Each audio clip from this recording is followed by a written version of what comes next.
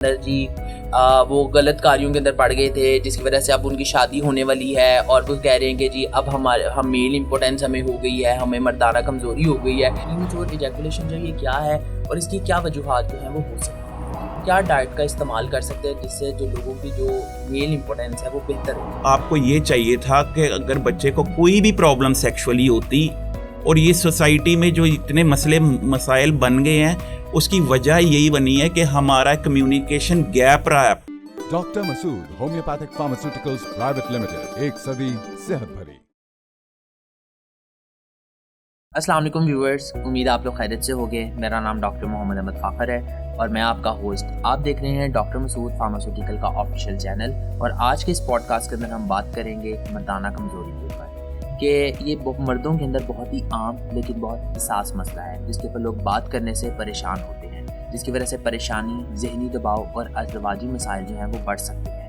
آج کے اس pod cost کے اندر ہم یہی بات کریں گے کہ جو مردانہ کمزوری ہے اس کی کیا وجوہات ہیں اور ہومیوپیتھک میں اس کا کیا طریقہ علاج ہے۔ اور آج ہمارے ساتھ ہمارے مہمان جو کہ سیالکوٹ سے تشریف لائے ہیں، ڈاکٹر عاصم رضا صاحب، اور ان کا انٹروڈکشن ہم انہی سے ہی سنتے ہیں۔ جی ڈاکٹر صاحب، میرا نام ڈاکٹر عاصم رضا ہے اور میں سیالکوٹ سے ہوں، اور تقریباً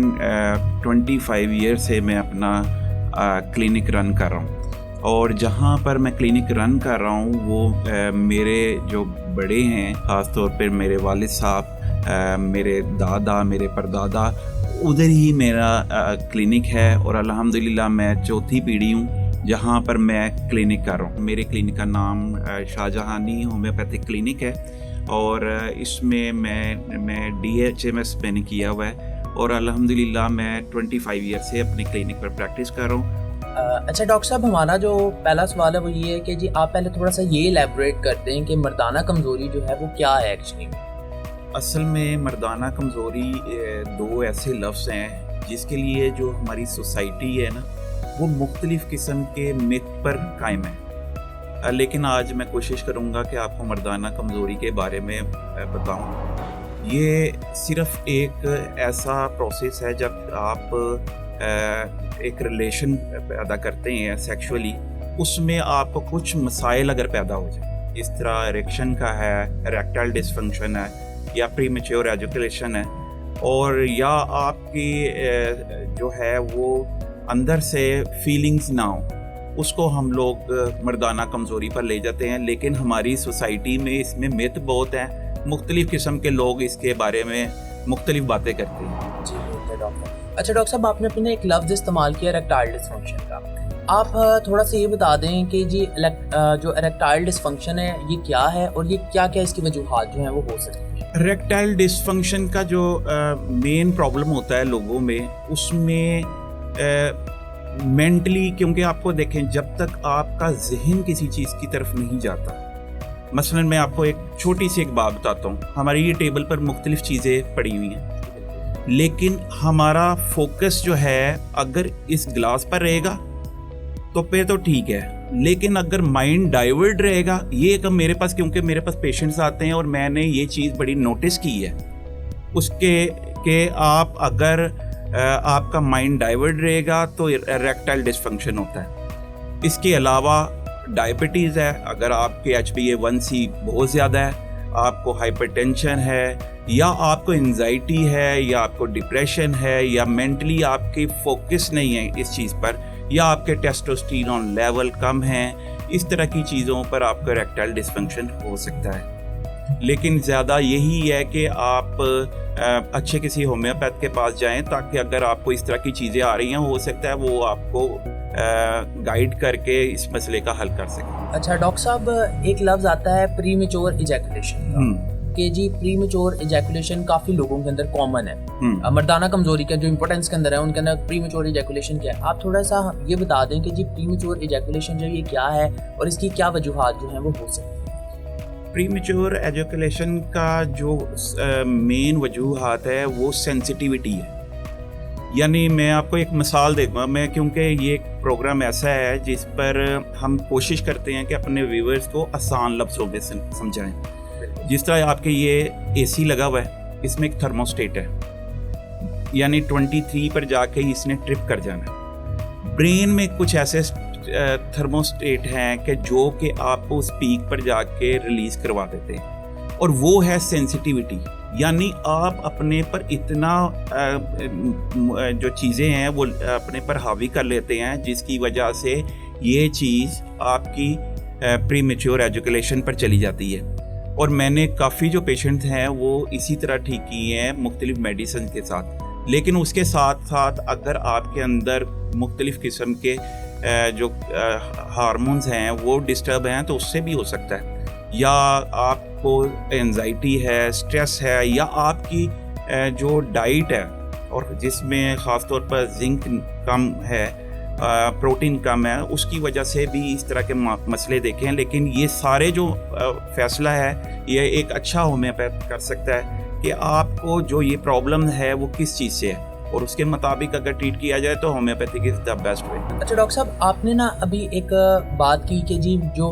مائنڈ ہے وہ ڈائیورٹ ہو جائے، اور ہارمونس کی آپ نے بات کی. دیکھیں ہماری باڈی کے اندر کچھ نیورو کیمیکلز ہوتے ہیں جن کو ہم ہارمونس کہہ رہے ہیں جی. اچھا، اس میں کچھ ہارمونس ہیں جو کہ پلیئر ہارمونس ہیں لائک ڈوپامین، سیروٹونین، اور کچھ مردانہ ہارمون یا میلز ہارمون ہیں جن کو ہم ٹیسٹوسٹیرون کہتے ہیں. آپ اس کے بارے میں کیا کہتے ہیں؟ دونوں کا کیا تعلق ہے کہ جی اگر تو دونوں بیلنسڈ ہیں ہوں تو پھر کیا ہو سکتا ہے، اور دونوں اگر امبیلنس ہیں تو پھر کیا ہو سکتا ہے؟ کیا مردانہ کمزوری کی وجہ بنتے ہیں یہ؟ بالکل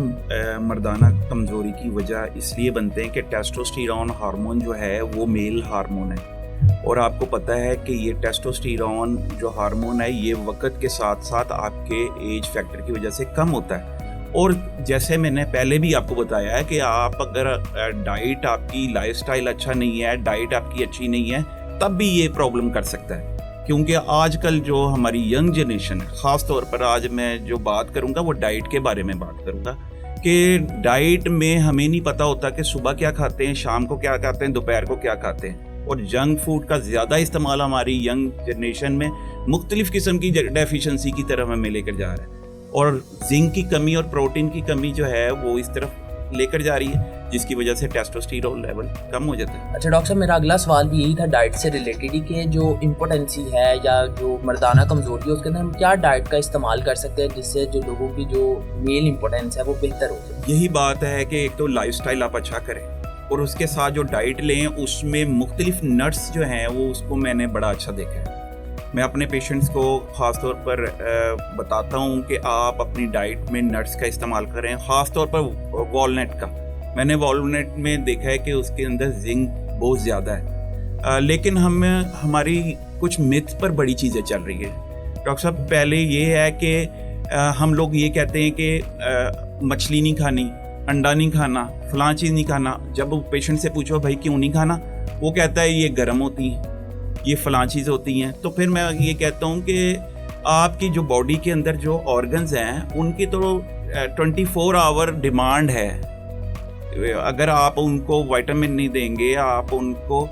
پروٹین نہیں دیں گے تو وہ تو مسئلہ کر جائے گی. تو یہ جو آپ نے مجھے بتایا کہ مختلف قسم کے جو ہارمونس کا ٹیسٹوسٹیرون کی بات بتائی ابھی، ٹیسٹوسٹیرون وغیرہ جو ہے وہ اسی چیزوں سے ہے کہ آپ کے ہارمونس مختلف قسم کے نٹس وغیرہ سے بہتر ہو جاتا ہے. اور ایگ بہت اس کے لیے بڑی زبردست چیز ہے. یعنی ایگ کا استعمال ایک مکمل ڈائٹ ہے، اور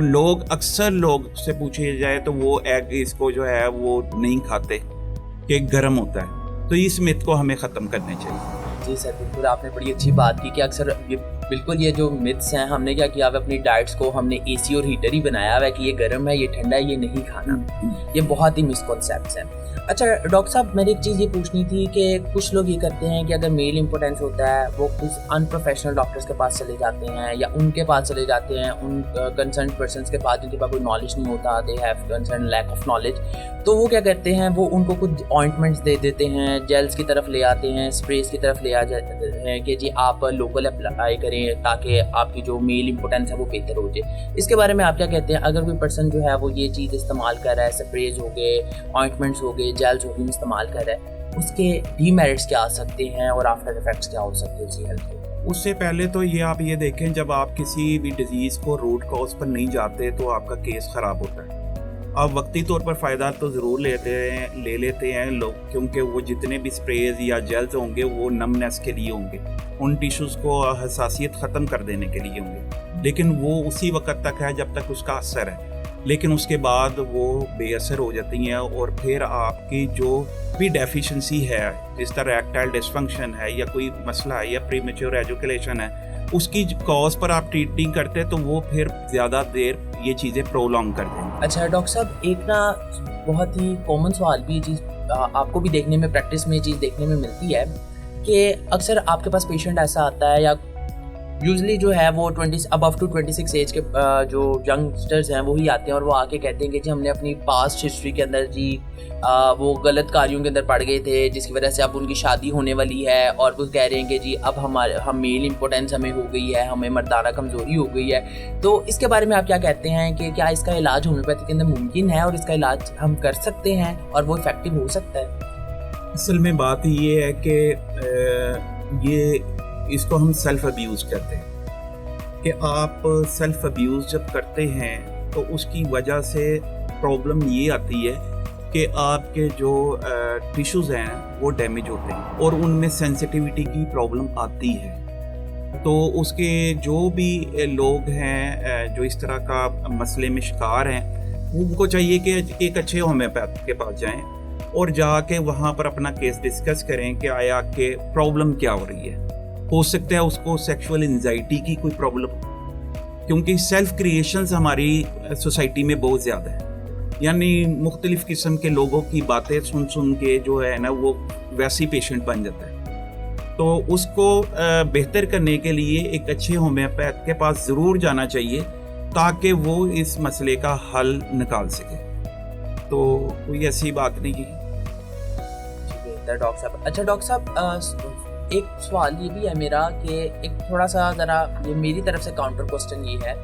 कि अक्सर ऐसा होता है कि जी जब हमारे पास पेशेंट आता है वो काफ़ी जगहों से हो गया और उसको ऐसी चीज़ें दी जाती हैं कि जी उसके जो अज़्वे तनासिल है उसका साइज़ बढ़ाने के लिए। क्या ऐसा है कि जो साइज़ पहले है, एक्चुअल साइज़ है जो अज़्वे तनासिल का, क्या वो बढ़ सकता है बाद में इन दवाइयों से या फिर नहीं? डॉक्टर साहब, आपसे ये एक क्वेश्चन है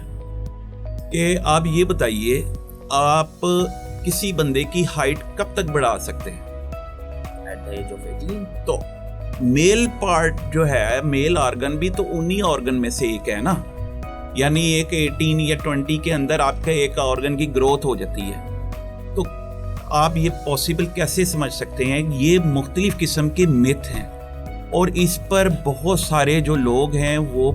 जो लोगों को गलत गाइड कर रहे हैं। बहुत सारे आप प्रोग्राम्स देख लें, सोशल मीडिया भरा हुआ है कि वो गलत गाइड ये कर रहे हैं कि फ़लाँ चीज़ आपको ये देंगे तो ये हो जाएगा, और उस पर बेशुमार लोगों से पैसा हथियाया जा रहा है। मैं इसमें अपने जो है पेरेंट्स से रिक्वेस्ट करूँगा, पेरेंट्स से इसलिए रिक्वेस्ट करूँगा कि जो बातें आपने अपने बच्चे को बतानी थी वो आज गली के मोहल्ले का लड़का बता रहा है। सबसे बड़ी बात है, जो गाइड वो कर रहा है वो उसके दिमाग में पूरी ज़िंदगी रहेगा। आपको ये चाहिए था कि अगर बच्चे को कोई भी प्रॉब्लम सेक्सुअली होती,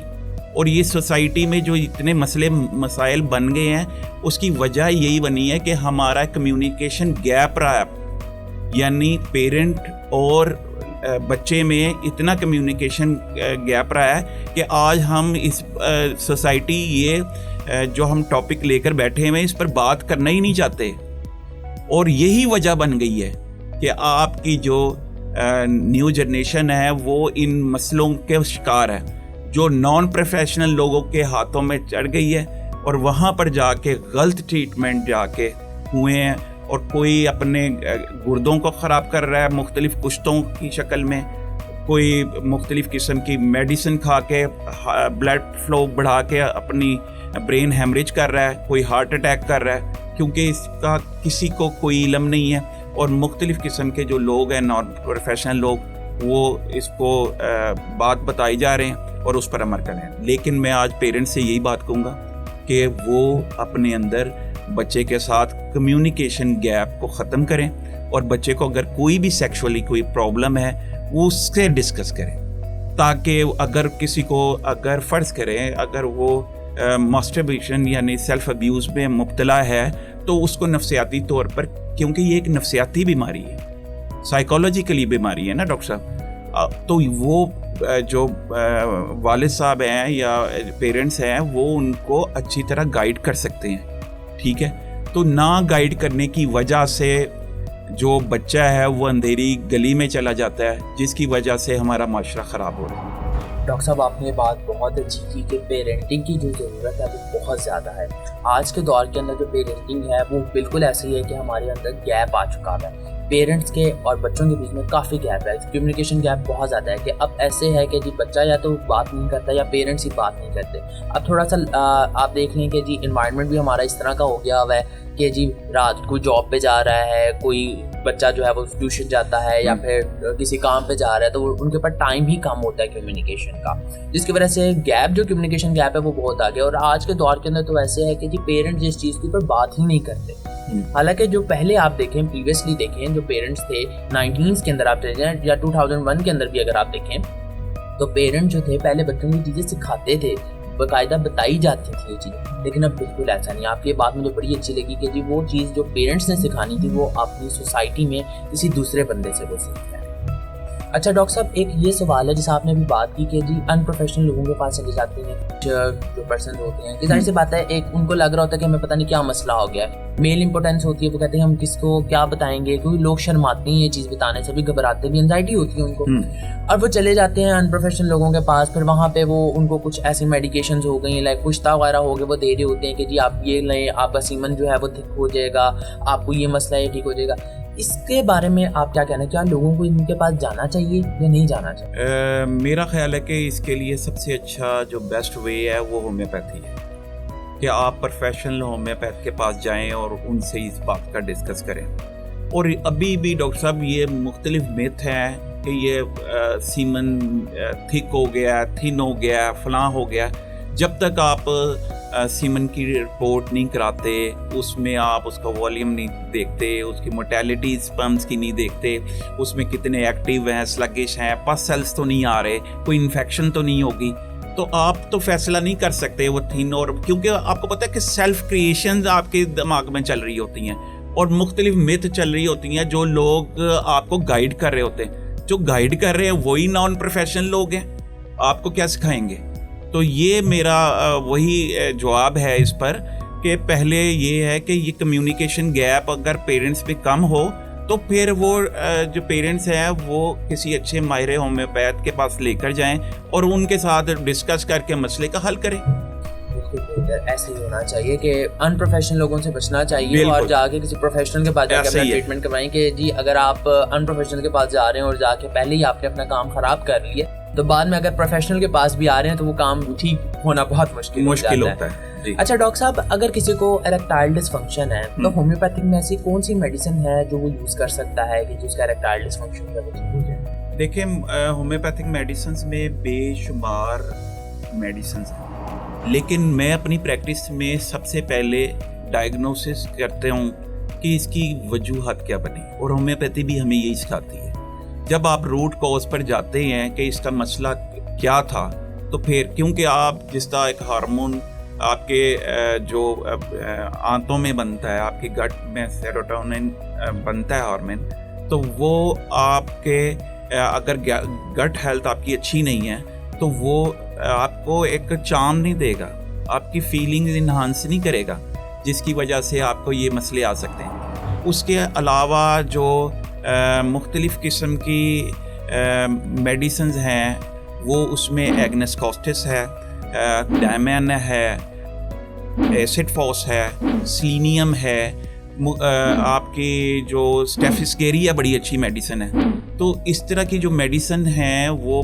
बहुत ही अच्छी मेडिसिन है, लेकिन इनके साथ साथ मैं एक मेडिसिन यूज़ करवाता हूँ क्रेवर गोल्ड, और क्रेवर गोल्ड जो है वो जो कम्बिनेशन है वो इस चीज़ के लिए इरेक्टाइल डिसफंक्शन और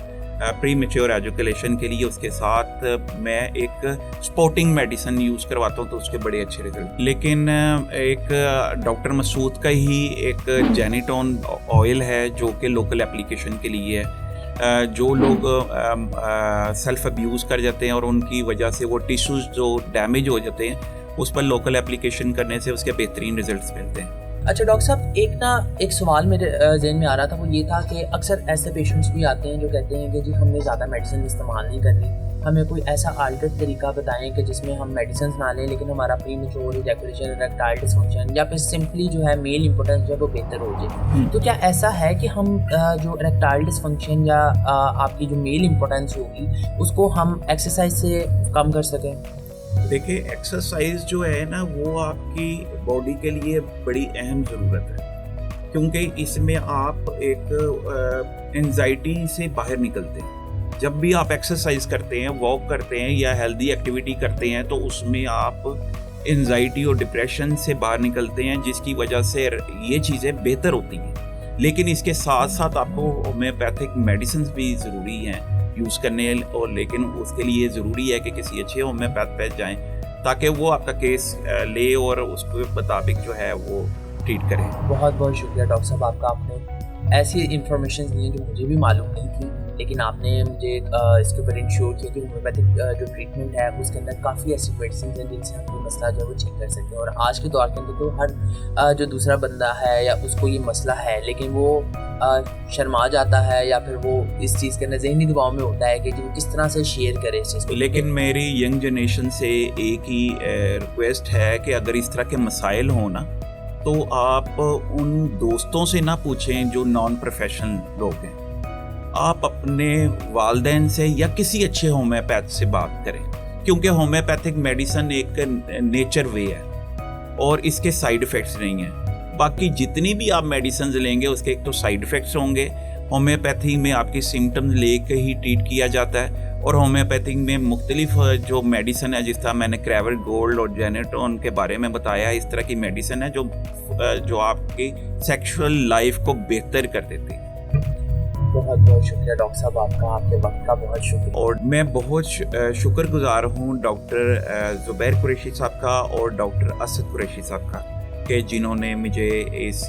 پوڈ کاسٹ پر انوائٹ کیا. امید ہے ہمارے ویورز کے لیے جو ہے وہ کافی انفارمیٹیو رہا ہوگا یہ سیشن, لیکن اگر آپ پھر بھی کنسرن ہے, آپ کا کوئی سوال ہے, کوئی کیوری ہے, تو آپ اس کو سیشن میں فیس کر سکتے ہیں. We are all definitely answer. امید ہے آج کا پوڈ کاسٹ آپ کے لیے بہت انفارمیٹیو رہا ہوگا. میں شکریہ ادا کرتا ہوں ڈاکٹر عاصم رضا صاحب کا کہ وہ سیالکوٹ سے لاہور تشریف لائے, انہوں نے اپنے قیمتی وقت میں سے ہمارے لیے وقت نکالا. یاد رکھیں, مردانہ کمزوری ایک عام مسئلہ ہے, لیکن بر وقت توجہ,